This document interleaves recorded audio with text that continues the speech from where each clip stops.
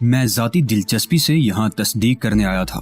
مجھے بہت ہی افسوس ہے کہ اتنا نیک ڈاکٹر پاگل ہو گیا ہے۔ آخر وجہ کیا ہوئی؟ کوئی گھریلو مسئلہ تھا یا کوئی اور پریشانی؟ اتفاق سے محلے کا یہ آدمی ڈاکٹر رشید کے ان دوستوں میں سے تھا جنہوں نے صغیر کو ہسپتال سے فرار کروایا تھا۔ اس نے اس اجنبی سے کہا کہ وہ اسے ڈاکٹر رشید کی مزید باتیں بتائے۔ اس نے اجنبی سے یہ بھی پوچھا کہ وہ کیا ڈاکٹر رشید کے گھر جانا چاہتا ہے۔ اس نے کہا کہ وہ صرف ڈاکٹر رشید کو جانتا ہے، اس کے گھر جانے کی چندہ ضرورت نہیں۔ پھر آپ میرے گھر چلیں، ڈاکٹر رشید کے اس دوست نے اجنبی سے کہا۔ اجنبی اس کے ساتھ چل پڑا اور دونوں نے گھر بیٹھ کر ڈاکٹر رشید کے متعلق باتیں شروع کر دی۔ ڈاکٹر رشید کا یہ دوست بہت محتاط ہو کر بات کرتا تھا۔ یہ اجنبی انڈین انٹیلیجنس کا آدمی ہو سکتا تھا، لیکن کچھ دیر بعد اس کا یہ شک رفع ہو گیا۔ اس نے اجنبی سے کہا کہ ڈاکٹر رشید کے گھر والوں کو یہ خبر نہیں ملنی چاہیے کہ وہ آگرہ پاگل خانے میں ہے، ورنہ اس کی ماں یا باپ کا یا دونوں کا ہارٹ فیل ہو جائے گا۔ آخر یہ معاملہ کیا ہے؟ اجنبی نے پوچھا۔ ڈاکٹر رشید کے اس دوست نے سارا واقعہ سنا ڈالا کہ اس نے کس طرح ایک پاکستانی کو ہسپتال سے فرار کرایا اور انٹیلیجنس نے اسے پکڑ لیا۔ ڈاکٹر رشید ایک اچھا اور نیک ڈاکٹر ہی نہیں تھا، دوست نے کہا۔ وہ پاکستان کو قرآن کی سرزمین سمجھ کر پاکستان کا شیدائی تھا۔ یوں کہہ لیں کہ وہ مرد مجاہد یا مرد مومن تھا۔ انٹیلیجنس نے اس کے گھر کی تلاشی لی تھی اور اس پورے محلے کو بہت پریشان کیا تھا۔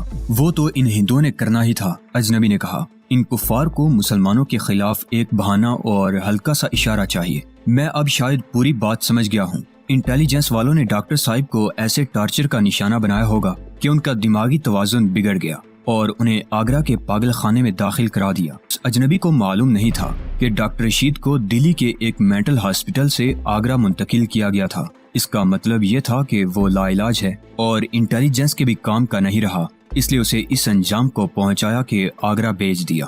آپ کا ایڈریس کیا ہے؟ ڈاکٹر رشید کے دوست نے کہا۔ میں اپنے ایک دوست کے ساتھ آپ کے ہاں آنا چاہتا ہوں، اگر آپ کو زحمت نہ ہو تو۔ زحمت کیسی؟ اجنبی نے کہا۔ میں 10 دنوں کی چھٹی آیا ہوں، بڑے شوق سے تشریف لائیں، مجھے خوشی ہوگی۔ اجنبی نے اپنا ایڈریس دیا اور گھر کا راستہ بھی سمجھا دیا۔ اس نے یہ بھی کہا کہ کل صبح 9 بجے کے لگ بھگ آ جائیں۔ اگلے روز ڈاکٹر رشید کا یہ دوست اپنے 2 ہمراز دوستوں کے ساتھ اس اجنبی کے گھر چلا گیا۔ اجنبی نے اپنا نام عبدالستار بتایا تھا۔ اس کے متعلق یقین ہو گیا تھا کہ دھوکہ نہیں دے گا۔ تصدیق یوں ہوئی کہ ان کا گھر ڈھونڈتے ہوئے ایک آدمی سے پوچھا کہ عبدالستار کا گھر کون سا ہے، تو اس آدمی نے پوچھا کہ وہ عبدالستار صاحب جو آگرہ کے مینٹل ہاسپٹل میں ملازم ہیں۔ ڈاکٹر رشید کے ان دونوں دوستوں نے اپنی اپنی عقل اور سمجھ کے مطابق عبدالستار سے کچھ باتیں پوچھی، پھر یہ پوچھا کہ وہ کس حیثیت سے ملازم ہے۔ اس نے بتایا تو معلوم ہوا کہ وہاں اس کی اچھی خاصی حیثیت ہے اور وہ ہسپتال کی انتظامیہ میں افسر ہے۔ کیا ڈاکٹر رشید کو وہاں سیل میں بند رکھا جاتا ہے؟ ایک دوست نے پوچھا۔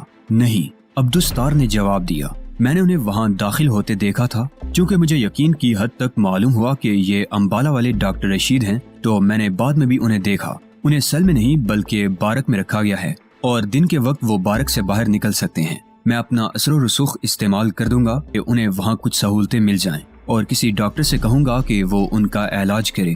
میرے ساتھ انہوں نے جو نیکی کی تھی میں تو اسی کی قیمت نہیں دے سکتا، لیکن کل یہ سنا کہ انہیں کسی جہاد کی سزا ملی ہے، تو میں اس وقت سے سوچ رہا ہوں کہ اس عظیم شخص کے لیے میں کیا کر سکتا ہوں۔ یہی ہم سوچتے رہتے ہیں، ایک دوست بولا۔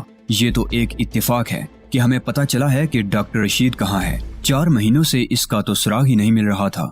ہم اس کے لیے کچھ کرنا چاہتے ہیں۔ آپ وہاں آئیں، عبدالستار نے کہا۔ آپ ان کے لیے جو بھی چیز لائیں گے روکی نہیں جائے گی۔ کچھ اشیاء ممنوع ہوتی ہیں، لیکن میری موجودگی میں کوئی چیک نہیں کرے گا۔ ہم ڈاکٹر رشید سے صرف ملنا نہیں چاہتے، ایک دوست اشتیاق نے کہا۔ ہم کچھ اور کرنا چاہتے ہیں، لیکن آپ کے اعتماد کی شدید ضرورت ہے۔ ایسا نہ ہو کہ وقت پر آپ ڈر جائیں اور الگ ہو کر ہم سب کو پاگل خانے میں بند کروا دیں۔ آپ مجھے سمجھے نہیں، عبدالستار نے کہا۔ میں نے پہلے بتایا ہے کہ میں ڈاکٹر رشید صاحب سے کیوں متاثر تھا، لیکن ان کا یہ کارنامہ سنا ہے تو میں انہیں اپنا مرشد تسلیم کرتا ہوں۔ آپ اللہ اور اس کے رسول صلی اللہ علیہ وآلہ وسلم کو درمیان میں رکھ کر بات کریں۔ ہو سکتا ہے وقت پر آپ الگ ہو بیٹھیں اور میں تنہا وہ جوہر دیکھوں جو آپ 3 حضرات کرنا چاہتے ہیں۔ بات کریں، مجھے اجنبی اور غیر مسلم نہ سمجھے۔ تینوں دوستوں نے ایک دوسرے کی طرف دیکھا اور آنکھوں ہی آنکھوں میں طے کر لیا کہ بات کر ہی دینی چاہیے۔ 3 دوستوں میں وہاب عمر میں کچھ زیادہ تھا۔ وہاب بھی عبدالستار کو اپنے محلے میں ملا تھا۔ وہاب نے بات شروع کی۔ عبدالستار صاحب، وہاب نے کہا، ڈاکٹر رشید نے ایک زخمی پاکستانی کو اپنی جان اور اپنے خاندان کی عزت و آبرو کو داؤ پر لگا کر اللہ کے نام پر فرار کروایا ہے۔ ہم اپنی جانوں کی بازی لگا کر اللہ کے نام پر ہی ڈاکٹر رشید کو آگرہ کے پاگل خانے سے فرار کرانا چاہتے ہیں۔ کوئی جلدی نہیں، آپ اگر ہمارا ساتھ دے سکتے ہیں تو جائزہ لے کر ہمیں بتائیں کہ یہ کام کس طرح ہو سکتا ہے، یا ہو سکتا بھی ہے یا نہیں۔ یہ پلان جلد بازی میں نہیں بنے گا۔ تیسرے دوست ظفر نے کہا، آپ چھٹی گزار کر واپس چلے جائیں، ہم آگرہ آ کر آپ سے ملیں گے، رہے نصیب۔ عبدالستار نے کہا، اتفاق کی بات ایسی ہے کہ میں اپنی بیوی بچوں کو یہاں چھوڑ کر جا رہا ہوں، وہاں اکیلا ہوں گا۔ آپ سب وہاں تشریف لائیں، آپ میرے مہمان ہوں گے اور سارا پلان وہیں بنے گا۔ مجھے امید ہے کہ میں اس جہاد میں ٹھوس اور بڑی ہی کارآمد مدد کر سکوں گا۔ کہنے کی ضرورت تو نہیں، اشتیاق نے کہا، پھر بھی عرض کیے دیتا ہوں، آپ ڈاکٹر رشید کا خیال رکھیں اور انہیں کم از کم خوراک اچھی دلواتے رہیں۔ سنا ہے پاگل خانوں میں پاگلوں کے ساتھ بہت ہی برا سلوک ہوتا ہے۔ آپ نے ٹھیک فرمایا ہے کہ یہ بات کہنے کی ضرورت نہیں۔ عبدالستار نے کہا، آپ نے ٹھیک سنا ہے کہ پاگلوں کو انسان سمجھا ہی نہیں جاتا۔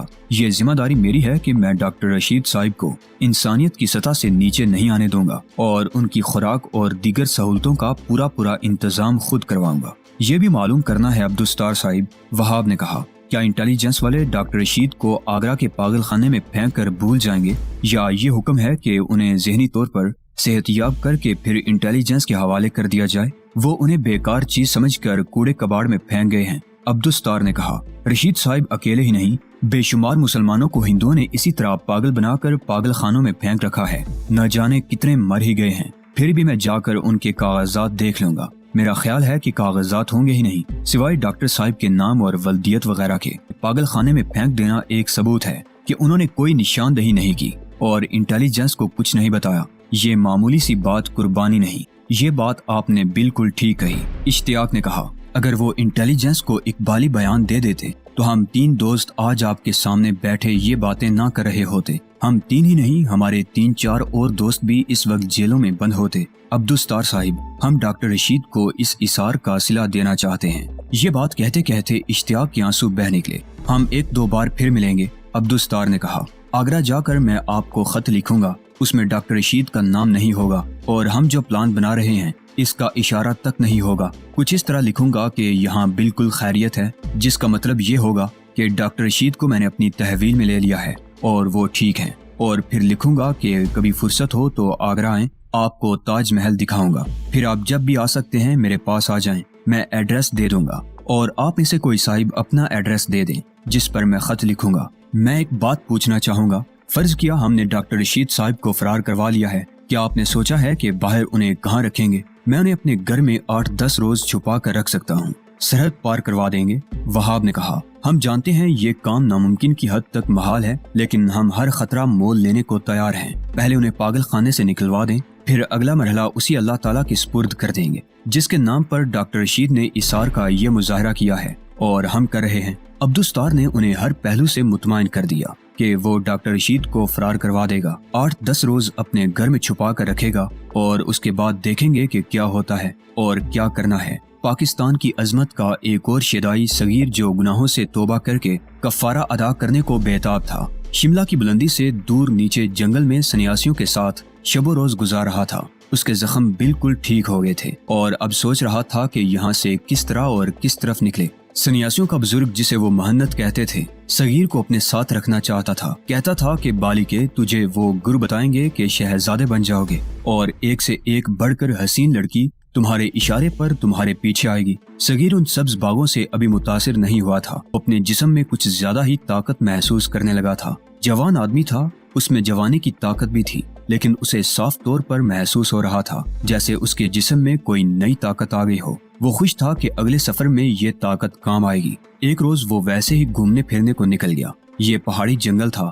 صغیر دوڑ دوڑ کر ٹیکریاں اور چٹانیں پھلانگنے لگا اور یوں لگتا تھا جیسے وہ انسان نہیں، اسی جنگل کا کوئی جانور ہو۔ برسات کا موسم تھا، بارش اچانک برسنے لگتی تھی۔ اب بھی یوں ہی ہوا کہ ساتھ والی پہاڑی کی اوٹ سے سیاہ گٹا اٹھی اور دھواں دار مینا برسنے لگا۔ دیکھتے دیکھتے پہاڑیوں اور ٹیکریوں کے درمیان سیلاب آ گیا۔ صغیر کو یہ بارش اتنی اچھی لگی جیسے اس کی روح سے اور اس کے ضمیر سے گناہوں کی سیاہی دھل رہی ہو۔ وہ ٹیکری سے اترا اور پانی میں شڑپ کرتا چلتا گیا۔ وہ واپس گف کو جا رہا تھا۔ کچھ آگے جا کر اس نے دائیں طرف دیکھا، ایک سیلابی ندی بہی جا رہی تھی۔ صغیر جانتا تھا کہ یہ ہے تو ندی، لیکن اس میں زیادہ سے زیادہ گھٹنوں تک گہرا پانی ہوتا ہے، لیکن سیلاب کی صورت میں اس کی گہرائی اور چوڑائی میں اضافہ ہو جاتا تھا۔ صغیر کو یہ بھی معلوم تھا کہ تھوڑی ہی دور آگے یہ ندی آبشار کی طرف نیچے گرتی ہے۔ صغیر اس سیلابی ندی کے بائیں کنارے کنارے جا رہا تھا۔ وہاں کنارہ تو کوئی تھا ہی نہیں، پانی ہی پانی تھا۔ اس نے دیکھا کہ کوئی آدمی ندی کے وسط میں بازو اور سر اوپر کیے بہا چلا جا رہا ہے۔ وہ آدمی تیرنے کی کوشش نہیں کر رہا تھا، شاید ہاتھ پاؤں مار مار کر تھک گیا تھا اور اس نے اپنے آپ کو سیلاب کے سپرد کر دیا تھا۔ صغیر کو معلوم تھا کہ اس شخص کا انجام کیا ہوگا۔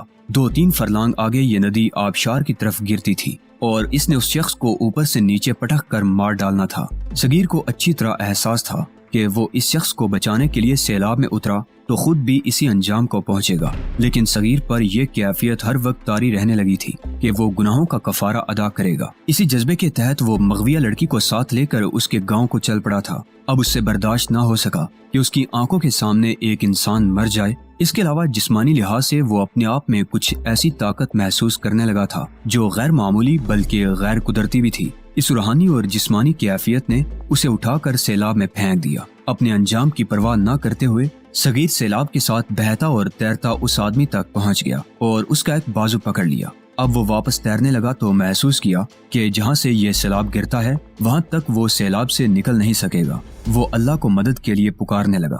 اللہ نے کہا ہے کہ اس کی ذات باری نے انسان کو ایسی طاقت عطا کر رکھی ہے کہ وہ اسے استعمال کرے تو معجزے بھی رونما ہو سکتے ہیں۔ صغیر نے بڑی بلند آواز سے کہا، یا اللہ، اگر میرے گناہوں کی سزا اس طرح مرنا ہے تو مجھے یہ موت قبول ہے، لیکن مرنے سے پہلے میں تیرے ایک بندے کو بچانا چاہتا ہوں، اتنی سی مہلت عطا کر دے۔ صغیر نے طاقت کا آخری ذرہ بھی استعمال کر ڈالا اور اس کے پاؤں زمین سے لگتے محسوس ہونے لگے۔ اس نے تیرنا چھوڑ دیا اور کھڑا ہو گیا۔ پانی اس کی کمر تک تھا۔ اس نے اس شخص کو موت کے منہ سے نکال لیا تھا۔ وہ بے ہوش تھا۔ اسے صغیر نے کندھے پر اٹھا لیا اور پانی سے باہر لا کر پیٹ کے بل زمین پر لٹا دیا۔ اوپر سے اس کی پیٹھ پر دباؤ ڈالا اور پہلوؤں سے بھی ہاتھ سے دبانا شروع کیا، جس کے زیر اثر اس آدمی کے پھیپھڑوں اور پیٹ میں گیا ہوا پانی منہ اور ناک کے راستے باہر آ گیا۔ صغیر باقاعدہ جاسوس اور تخریب کار تھا اور اسے دیگر ٹریننگ کے علاوہ اس قسم کی ٹریننگ بھی دی گئی تھی کہ بجلی کے جھٹکے سے کوئی بے ہوش ہو جائے تو اسے ہوش میں کس طرح لانا ہے، اور کسی ڈوبتے شخص کو پانی سے نکالا جائے تو اسے کس قسم کی فرسٹ ایڈ دینی ہے، اور اس کے پھیپھڑوں اور پیٹ سے کس طرح پانی نکالا جاتا ہے۔ یہ ٹریننگ اس کے کام آئی اور اس نے اس شخص کے پھیپھڑے اور پیٹ پانی سے خالی کر دیے۔ اس کا اپنا جسم ٹوٹ پھوٹ گیا تھا، ڈوبنے والا ہوش میں آ گیا اور اٹھ بیٹھا۔ تب صغیر نے دیکھا کہ یہ انہی سنیاسیوں میں سے ایک ہے جن کے ساتھ وہ رہ رہا تھا۔ اپنے محنت کے کہنے پر کہیں سے ایک جڑی بوٹی لانے گیا تھا۔ واپسی پر وہ سیلاب کی لپیٹ میں آ گیا اور سیدھا موت کے منہ میں جا رہا تھا۔ صغیر اسے زندہ اور سلامت واپس لے آیا۔ صغیر کا یہ معمول تھا کہ شام کا کھانا کھانے کے بعد گف سے کچھ دور جا کر کچھ دیر ٹہلتا، پھر واپس جا کر سو جاتا۔ اسی شام کا ذکر ہے کہ وہ گف سے کچھ دور بیٹھا تھا کہ وہی سادھو اس کے پاس آن بیٹھا جسے اس نے سیلاب میں سے نکالا تھا۔ صغیر نے اس سے پوچھا کہ وہ اب کیسا ہے۔ وہ بالکل ٹھیک ہو گیا تھا۔ تم نے مجھے نئی زندگی دی ہے، سادھو نے کہا۔ اس کے صلے میں تمہیں نئی زندگی دینا چاہتا ہوں۔ صغیر نے حیرت سے اسے دیکھا اور پوچھا کہ وہ اسے نئی زندگی کس طرح دے گا۔ تمہاری زندگی صرف 1 مہینہ رہ گئی ہے، سادھو نے کہا۔ اس چاند کے بعد نیا چاند نکلے گا اور جب وہ ان تاریخوں میں آئے گا تو تمہاری زندگی ختم ہو جائے گی۔ مجھ سے کوئی سوال نہ کرنا، نہ کچھ اور سوچنا۔ میری بات اچھی طرح سن لو اور یہاں سے نکلو۔ تم دیکھ رہے ہو کہ ہمارے بڑے محنت سنیاسی تمہیں اپنے بچوں کی طرح پال رہے ہیں، تم اسے نیکی سمجھ رہے ہو۔ یہ لوگ آسمانوں سے اترے ہوئے فرشتے نہیں، اوتار نہیں، اور یہ پویتر لوگ بھی نہیں۔ یہ جب شہروں میں جاتے ہیں تو ہندوؤں سکھوں کی بے اولاد عورتوں کے ساتھ بدکاری کرتے ہیں، اور ہندو ایسی بے غیرت قوم ہے کہ وہ خود اپنی جوان عورتیں ان کے حوالے کر دیتے ہیں۔ کسی کی بیٹیاں ہی پیدا ہوتی رہیں تو یہ یقین دلاتے ہیں کہ اب بیٹے ہوں گے، اور اس جانسے میں وہ عورتوں کی عزتوں کے ساتھ کھیلتے ہیں۔ اس میں کوئی شک نہیں کہ ان کے پاس جڑی بوٹیوں سے بنی ہوئی ایسی دوائیاں ہیں جو مرتے ہوئے بندوں کو موت سے بچا لیتی ہیں۔ میں تقریباً 1 سال سے ان کے ساتھ ہوں اور میں ان کے یہی راز لے رہا ہوں۔ میں بہت کچھ سیکھ چکا ہوں اور 2-4 مہینوں بعد میں انہیں بتائے بغیر کھسک جاؤں گا اور دوائیوں کی دکان کھول کر اپنے بال بچوں کا پیٹ پالوں گا۔ تم نے مجھے نئی زندگی دی ہے، اس لیے میں تمہیں خبردار کرتا ہوں کہ 1 مہینے بعد یہ لوگ تمہیں بے ہوشی والی دوائی دے کر تمہاری گردن کاٹیں گے اور یہ خون محفوظ کر لیں گے، پھر تمہاری کھوپڑی میں سے دماغ نکالیں گے اور دل اور جگر بھی نکال لیں گے۔ ان چیزوں سے ایک خاص دوائی بنائی جائے گی۔ بڑے عرصے بعد ان کے ہاتھ میں تم جیسا جوان آیا ہے۔ میں نے ان پر ایسا اعتماد جما رکھا ہے کہ یہ مجھے ہر راز میں شامل کر لیتے ہیں۔ اس کے علاوہ میں چوری چھپے ان کی باتیں بھی سن لیتا ہوں۔ کیا تم محسوس نہیں کر رہے کہ تمہارے جسم میں کوئی خاص طاقت آ گئی؟ تمہیں معلوم نہیں کہ یہ تمہیں خاص قسم کی غذا دیتے رہے ہیں جس میں سانپ کی یخنی بھی شامل ہے؟ یہ نہ سمجھنا کہ تمہارے جسم میں زہر چلا گیا ہے۔ زہر سانپ کے سر میں ہوتا ہے۔ یہ لوگ سر کاٹ کر پھینک دیتے ہیں۔ جسم میں زہر کا نام و نشان نہیں ہوتا۔ اب انہوں نے تمہاری غذا میں کچھ اور اضافہ کر دیا ہے، اور کچھ دنوں بعد تم یوں محسوس کرو گے جیسے تمہارا جی چاہتا ہے کہ جنگل کے درخت اکھاڑ دو۔ میرے اس راز کو اپنا راز سمجھنا اور اب کسی بھی روز یہاں سے نکل جاؤ۔ ایسا نہ ہو کہ میری بات کو بے معنی سمجھ کر یہیں بیٹھے رہو اور ایک رات تمہاری گردن پر چھری چل جائے۔ یہ بتاؤ کہ تم جانا کہاں چاہتے ہو، میں تمہیں راستہ بتا دوں گا۔